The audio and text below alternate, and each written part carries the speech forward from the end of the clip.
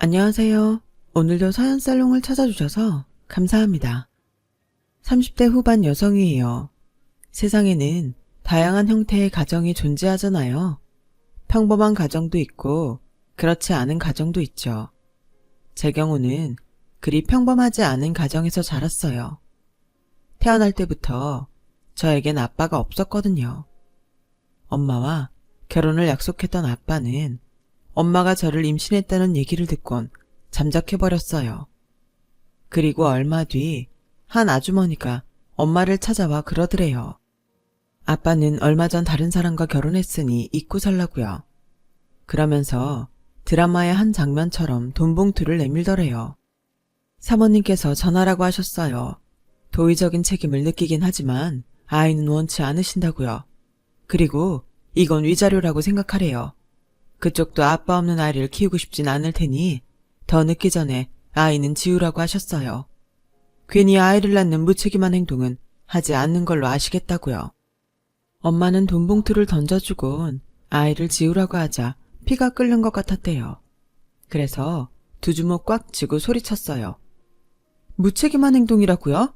그건 내가 들어야 될 말이 아니네요. 그 말은 자기 아이를 책임질 줄 모르는 덜 떨어진 자기 아들한테나 하라고 하세요. 자식 교육도 제대로 못한 주제에 누구한테 훈계해요? 그리고 적어도 이런 말까지 남의 일 빌려하는 사람이라면 얼마나 형편없는 인간인지 안 봐도 알겠네요.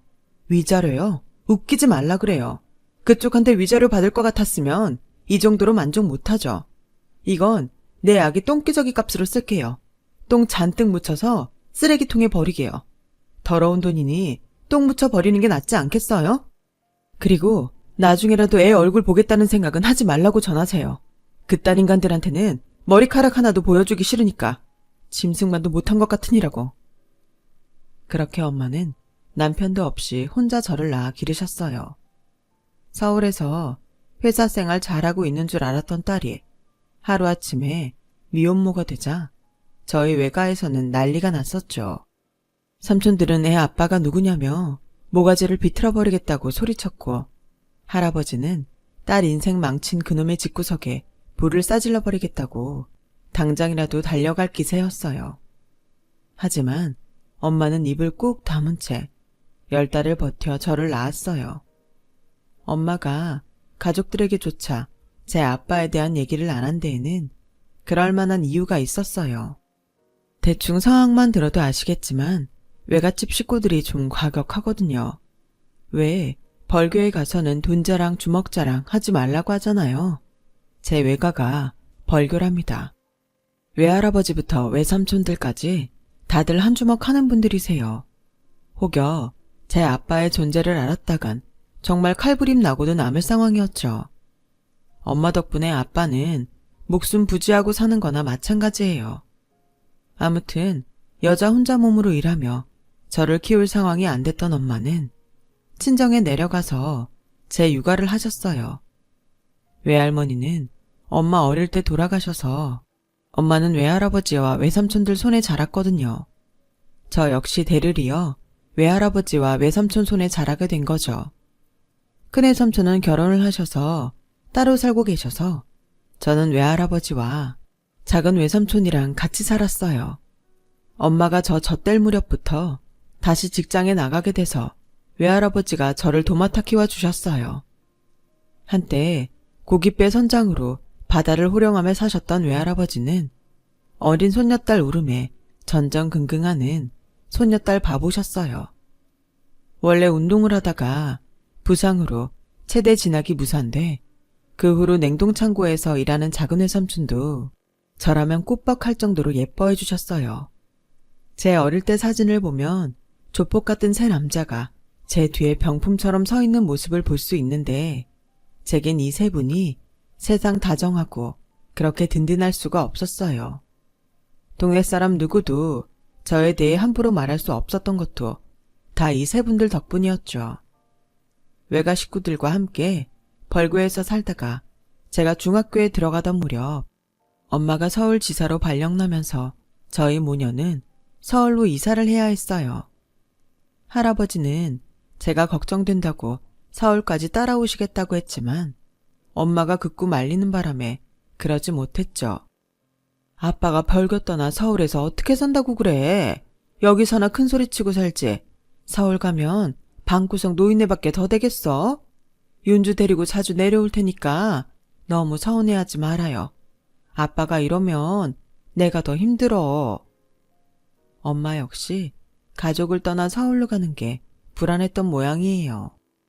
하지만 서울살이가 어떤지 잘 알기에 저희 편하자고 외할아버지를 모시고 갈 수는 없었던 거죠. 주변에 친구도 없고 도움받을 사람도 없는 곳에서 회사 일로 바쁜 딸과 학교에서 늦게 돌아오는 손녀딸만 바라보고 사시게 할 수 없으니까요. 그렇게 눈물의 이별을 하고 저랑 엄마는 서울로 올라왔어요. 사춘기 소녀였던 제 눈에 비친 서울은 정말 화려하고 시끄럽고 바쁘더군요. 그래서 정신이 없었어요. 게다가 뭐든 다 돈이라서 놀랐고요. 벌교에선 꼬막도 조개도 생선도 다 주변에서 가져다줘서 돈 주고 사 먹는 거란 인식 자체가 없었는데 서울은 바지락 몇 알에 2, 3천 원이나 하니 기절초풍할 노릇이었죠. 확실히 벌교에서는 보지도 못했던 온갖 것들이 넘쳐났지만 돈이 없으면 물 한 모금도 먹을 수 없는 게 바로 서울이었어요. 화려하고 예쁘지만 인정말이 없는 사람처럼 말이에요. 난생 처음 그런 서울에서 살게 된 저는 반년 넘게 서울살이에 적응을 하지 못했어요. 하지만 학교 친구들과 친해지면서 서서히 서울 아이처럼 동화되어 갔죠. 그해 가을 추석을 맞아 벌교 외가를 찾았을 때 외할아버지와 외삼촌들이 저를 보고 서울 사람 다 됐다고 했을 정도로 말이에요.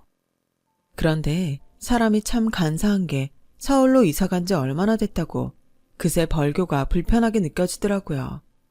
서울에선 집 근처에서 쉽게 볼 수 있었던 편의점조차 당시만 해도 벌교에선 쉽게 찾을 수 없었거든요.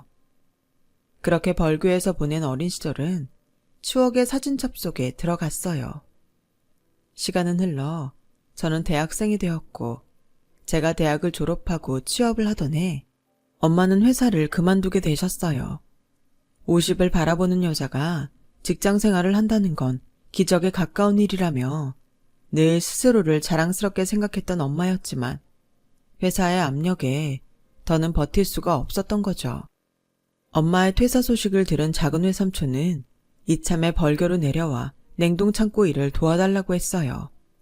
10년 전 그동안 일해온 냉동창고를 인수했던 외삼촌은 현재 냉동창고 사업 외에 온라인 유통사업까지 확장해 운영하고 계시거든요. 아무래도 큰돈이 오가는 일이다 보니 믿을 수 있는 사람한테 돈 관리를 맡기고 싶었던 모양이에요. 하지만 엄만 당신마저 서울을 떠나면 저 혼자 남게 되는 거라서 선뜻 고향으로 내려가겠다 확답을 못하고 계셨죠. 그래서 제가 등을 떠밀어 드렸어요. 할아버지 핑계를 대면서요. 엄마, 나는 내 힘으로도 충분히 살 수 있지만 외할아버지는 아니잖아. 연세도 많이 드셨는데 언제까지 외숙모들한테 외할아버지를 맡길 셈이야? 엄마 부모지 외숙모들 부모는 아니잖아. 안 그래? 그러니까 내 걱정하지 말고 벌교로 내려가. 가서 외삼촌 일도 돕고 친구들이랑 회포도 풀면서 사시라고요. 서울엔 엄마 친구도 없잖아. 누구나 안 가고 싶어 그러니? 나 가면 너 혼자잖아. 이제 막 취직해서 한참 바쁠 텐데 나라도 없으면 네가 밥이라도 제대로 챙겨 먹고 다니겠어? 자식이 웬 수지. 너 정말 혼자 지낼 수 있겠어? 엄마는 끝까지 제 걱정을 하시다가 못 이기는 척 벌교로 내려가셨어요. 엄마랑 둘이 살 때는 몰랐는데 혼자 지내려니 25평 빌라가 그렇게 넓어 보일 수가 없더라고요. 특히 회사에서 돌아와 불 꺼진 집으로 들어올 땐 그 어둠과 적막 때문에 우울해지곤 했어요. 이런 제 고민을 들은 친구는 이참에 소개팅을 해보라고 하더군요. 그렇게 소개팅에서 만난 남자가 바로 지금의 제 남편이에요. 남편은 중학교 수학선생으로 제 친구 남친의 대학 동기였어요. 인물도 좋고 성격이 워낙 활발해서 만장일치로 과대가 될 정도였다더군요. 그렇게 친구의 소개로 소개팅 자리에 나갔는데 친구의 말과는 달리 엄청 차분하고 조용한 사람이더라고요. 그래서 대타가 나온 건가 생각했죠. 제가 대학 시절 때랑은 성격이 많이 변해서 그런가 보네요. 저 절대 대타 아닙니다. 남편은 멋쩍어 하면서 자신이 소개팅 당사자 맞다며 신분증까지 보여줬어요. 사실 제가 군대에 있을 때 형 내외가 교통사고로 세상을 떠나셨거든요. 이전까지는 형만 믿고 나 하고 싶은 거 다 하고 살았는데 막상 형이 떠나고 나니 그럴 수 없겠더라고요.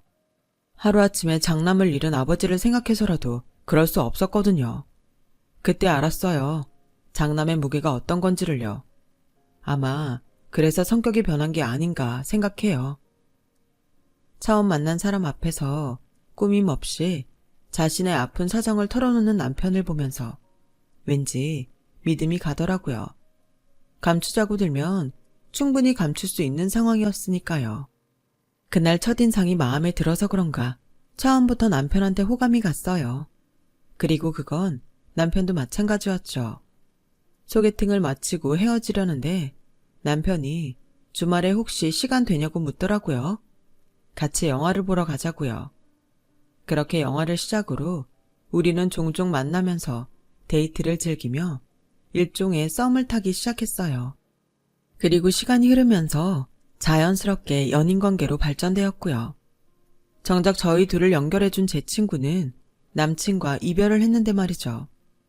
몇 년 뒤 우리가 결혼을 한다고 하자 친구는 깜짝 놀라며 그러더군요. 세상에, 짝은 따로 있다더니 그 말이 딱이네. 솔직히 난 너희 커플이 이렇게 오래 갈 줄은 상상도 못했어. 그저 너 혼자 지내는 게 안쓰러워서 말벗이라도 하라고 소개시켜준 거니까. 근데 정작 나는 헤어지고 너는 결혼을 한다니 기분이 묘하다 얘. 근데 너 정말 이 결혼할 생각이야? 전 남친한테 들은 게 있어서 그래. 제 결혼 소식에 왠지 떨떠름한 표정을 짓던 친구는 이상한 얘기를 했어요. 내 남친이 군대 다녀오고부터 사람이 좀 이상해졌었대. 전에는 과 동기를 몰고 다니면서 놀던 사람이 복학해서는 완전 180도 달라져선 도서관에서 살더라나? 한 번은 내 전 남친이 집에 전화를 했었는데 이제 말 시작한 것 같은 애가 옆에서 아빠 그러더래. 뭐 본인은 TV 소리였다고 했다는데 아무렴 TV 소리를 구분 못하겠니? 암튼 네가 결혼한다니까 괜한 것도 다 걱정이 된다야. 결혼하기 전에 꼭 알아봐. 알았지? 친구는 괜히 자기가 잘못 소개시켜 준 것 같았는지 제 남편한테 혹여 숨겨둔 애는 없나 잘 알아보라고 신신당부를 했어요. 모르면 모를까 친구한테 그런 말을 들으니 괜히 의심이 가더라고요. 의심은 꼬리에 꼬리를 물어 결국 남편의 사소한 행동 하나까지 다 의심스럽기 시작했어요. 연애를 하는 동안 한 번도 저를 집에 초대한 적 없고 어린이날이나 방학 때는 어김없이 집에 일이 있다는 핑계를 대고 저를 만나주지 않았는데 그게 특히 마음에 걸리더라고요.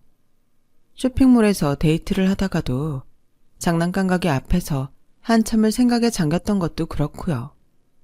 결혼을 안 하면 모를까 더는 이런 상태로 의심할 수 없다 싶어 작정하고 하루 날 잡아 남편한테 물어봤어요. 혹시 자기한테 숨겨둔 아이 있어? 그랬더니 남편은 당황한 표정으로 잠시 뜸을 들였어요. 그리고는 같이 갈 데가 있다며 저를 끌고 어디론가로 가더라고요. 도착한 곳은 어느 가정집이었어요. 남편이 배를 누르자 초등학교 저학년쯤으로 보이는 사내 아이가 달려나와 문을 열어주더군요. 친구가 말했던 그 아이인가 싶었죠. 집 안으로 들어가자 안방에서 연세가 있는 아저씨가 나오셨어요. 그분은 저를 보다 화들짝 놀라시며 아이를 등 뒤로 숨기시더군요. 안 그러셔도 돼요, 아버지. 제가 말씀드렸던 윤주예요. 윤주야, 인사드려. 우리 아버지셔. 그 말에 저도 아버님도 서로 놀라긴 마찬가지였어요. 특히 제가 더 그랬죠. 그날 제 복장도 그렇고 갑자기 끌려오느라 빈손으로 왔으니까요. 그래서 어쩔 줄 몰라 하고 있는데 남편이 꼬마 아이를 불러서는 제게 인사를 시켰어요. 한솔아, 이리 와서 형수님한테 인사드려. 형이랑 결혼할 뿐이야. 에? 형이라고? 남편의 말에 놀라 자빠질 뻔했지만 아들이 아니라는 사실에 내심 안심이 되기는 했어요. 아버님은 제가 찾아올 줄 알았다면 과일이라도 사다 놓는 건데 그랬다며 미안해 하시더라고요. 남자만 사는 집이라 집에 통 뭐를 사다 놓지 않아서 대접할 게 없네요. 한솔아, 슈퍼에 가서 주스 좀 사와라. 너 먹을 과자도 좀 사오고. 아버님은 늦둥이 아들을 내보내시곤 제 손을 덥석 잡으셨어요. 잘 왔어요. 이 녀석이 통 결혼할 생각을 안 해서 내내 걱정했는데 이렇게 예쁜 짝이 있었다니 내가 이제야 안심이 되네요. 그나저나 어린 시동생 때문에 많이 놀랐죠? 초면에 부끄럽네요. 아버님은 어린 시동생은 당신이 알아서 키울 테니 혹여라도 걱정은 하지 말라고 하셨어요. 아직은 내가 돈벌이도 괜찮고 건강도 문제 없으니 막내 녀석 대학 들어갈 때까지는 거뜬합니다. 며느리한테 막내 아들까지 떠맡길 생각 없으니 걱정 안 해도 돼요. 제가 어린 시동생 때문에 결혼을 주저할까봐 아버님은 최선을 다해 당신이 건재함을 어필하셨어요. 그 모습이 왠지 짠하게 느껴졌지만 그 마음이 이해가 가더군요. 남편이 진작 집안 사정에 대해 말 안 해준 건 섭섭했지만 저 역시 제 출생의 비밀을 남편한테 말 안 하고 지내왔으니 뭐라고 할 건 아니었어요. 살다 보면 가까운 사람한테 더더욱 말하기 힘든 부분이 있는 거니까요. 얼떨결에 시댁에 인사를 드리게 된 저는 돌아오는 주말에 남편과 벌교에 내려가 인사를 드리기로 했어요. 어차피 한 번은 해야 할 일이니 후딱 해치우자는 마음이었죠. 하지만 벌교에 가기로 약속한 뒤부터 걱정이 되기 시작하더라고요. 혹여 외삼촌이나 외할아버지께서 저희 아빠 얘기를 꺼내지 않을까 걱정이 됐거든요. 남편한테는 그냥 저 태어나기 전에 아빠가 돌아가셔서 엄마 호적에 올라있다고 말해왔었거든요. 얼굴도 본 적 없고 앞으로도 만날 일 없는 생물학적 아빠에 대해 구구절절 설명하고 싶지 않아서요. 하지만 엄연히 이것도 거짓말이라서 남편이 나중에 알게 되면 오히려 상황만 곤란할 것 같았어요. 그래서 엄마한테 전화해 어떻게 할까 상의를 했더니 대뜸 말 못할 게 뭐 있어. 이제 와서 그 사실 안다고 헤어지자고 할 사람이면 이쯤에서 끝내면 되고 다 알고도 보다듬어주는 사람이라면 평생 믿고 살면 되는 거지. 내가 널 간통해서 낳은 것도 아니고 우리가 떳떳하지 못한 짓 한 것도 아닌데 뭐가 걱정이니? 엄마는 벌교로 내려오기 전에 남편한테 사실대로 말하라고 하셨어요. 그래서 다음날 퇴근 후에 남편을 만나 제 출생의 비밀에 대해 전부 털어놓았죠. 그랬더니 남편이 저를 지그시 바라보더니 고생 많았겠다고 하더라고요. 그 말을 듣는데 순간 울컥 하더라고요. 저는 살면서 제가 불쌍하다는 생각을 단 한 번도 해본 적이 없었는데 남편의 위로를 들으니 어쩌면 그간 나는 스스로에게조차 본심을 숨긴 채 감정을 억누르고 살았던 게 아닌가 하는 생각이 들었어요.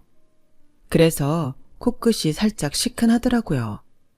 다행히 남편은 그 일에 대해 더는 문제 삼지 않았어요.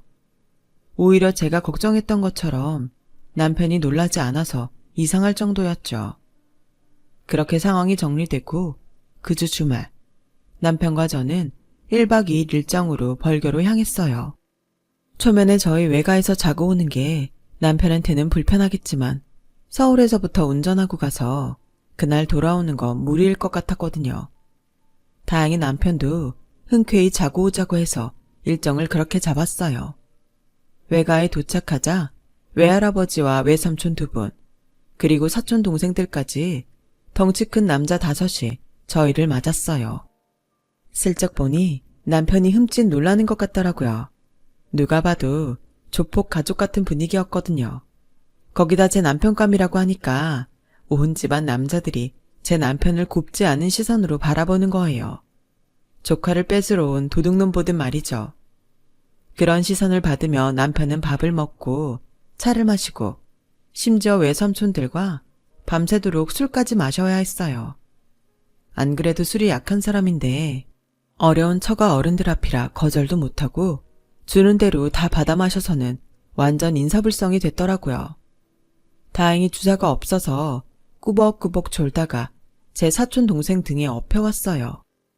다음날 작은 외삼촌은 아침 일찍 싱싱한 꼬막을 잔뜩 가져오셨어요. 조카 사위한테 벌교 맛을 제대로 보여줘야 한다면서요. 결국 지난밤 잔뜩 취했던 남편은 꼬막으로 해장을 해야만 했죠. 큰외삼촌은 지난밤 제 남편과 얘기를 나눠보니 사람이 꽤 괜찮더라시며 마음에 들어 하셨어요. 그러면서도 결혼해서 제 속을 썩이면 가만 안 두겠다고 엄포도 놓으셨죠. 시끌벅적한 인사를 마치고 서울로 향하는 차 안에서 남편이 그러더라고요. 저렇게 좋은 가족이 곁에 있어서 제가 외롭지 않았을 것 같다고요. 그 말을 들으니 고개가 끄덕여졌어요.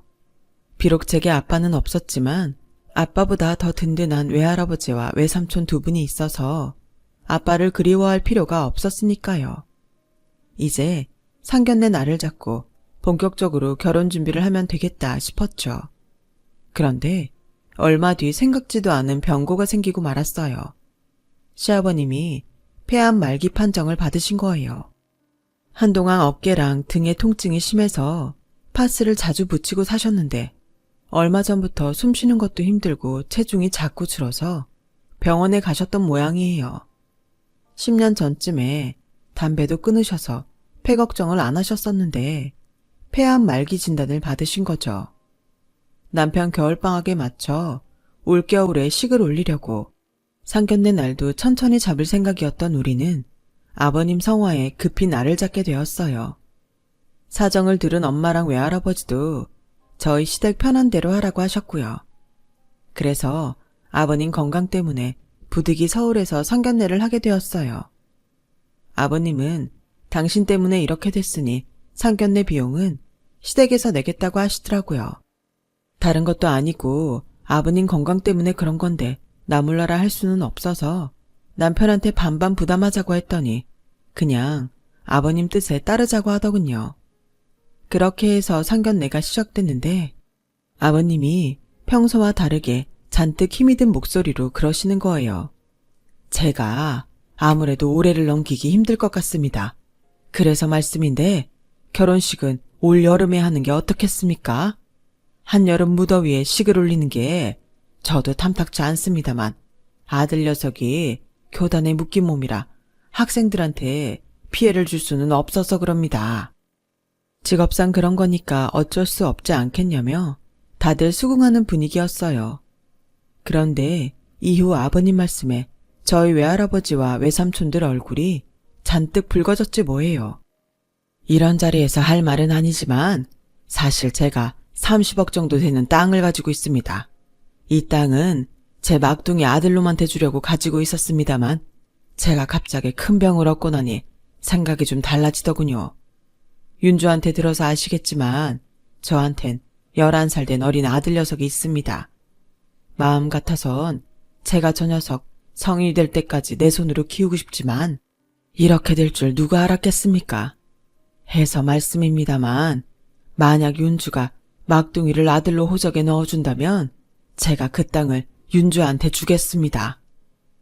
순간 루마는 정적이 감돌았어요.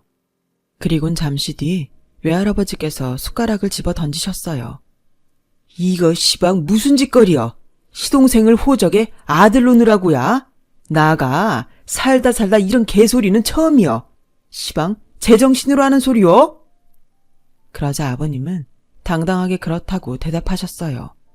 그러자 이번엔 작은 외삼촌이 자리를 박차고 일어나 의자를 발로 걷어차 버리셨어요. 그리고는 테이블을 주먹으로 쾅 내리치더니 제 남편 멱살을 쥐곤 죽일 듯이 노려보며 그랬죠.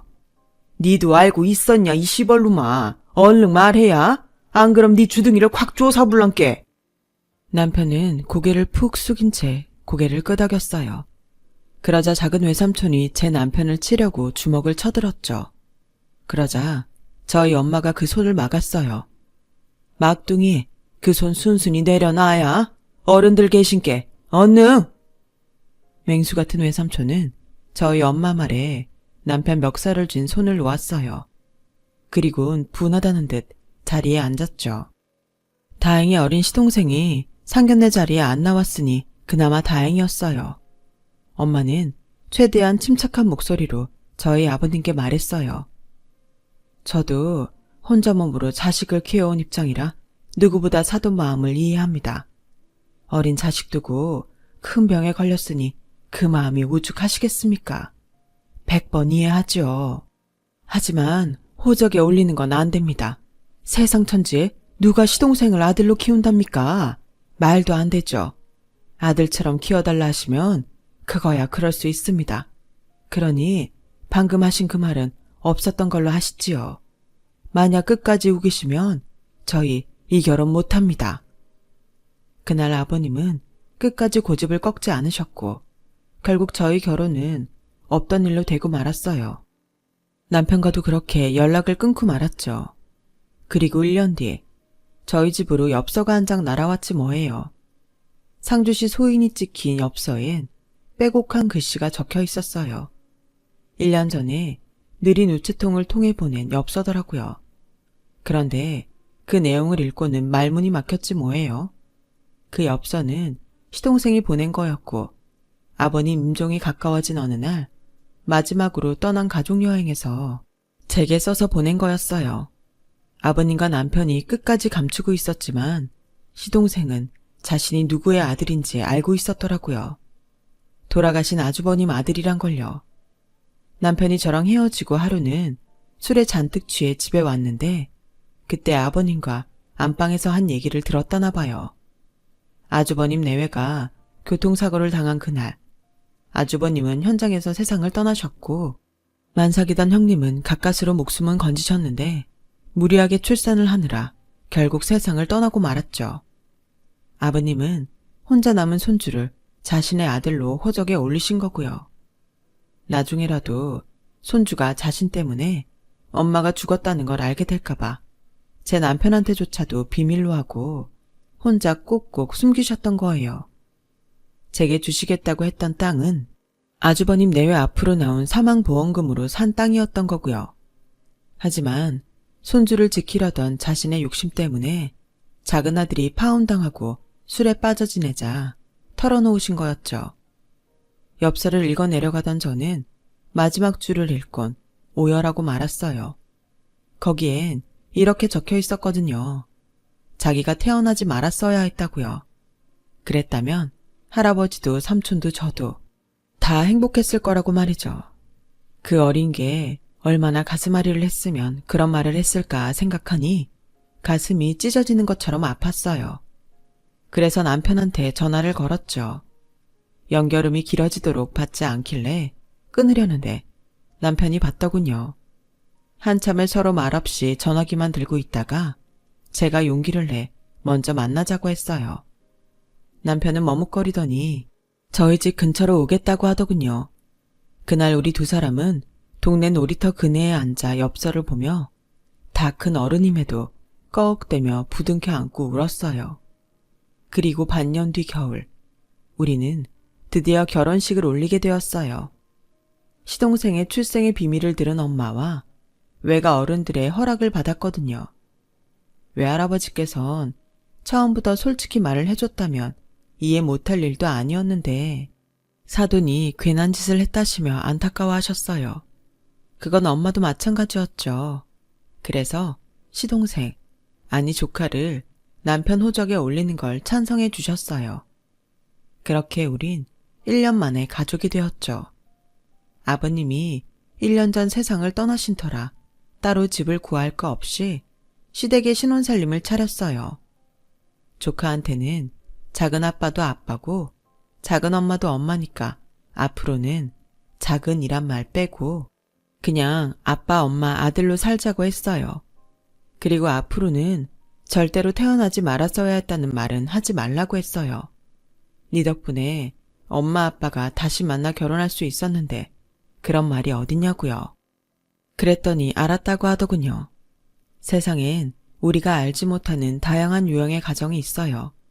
혈연으로 뭉쳐진 가정도 있고 피 한 방울 섞이지 않은 가정도 있죠.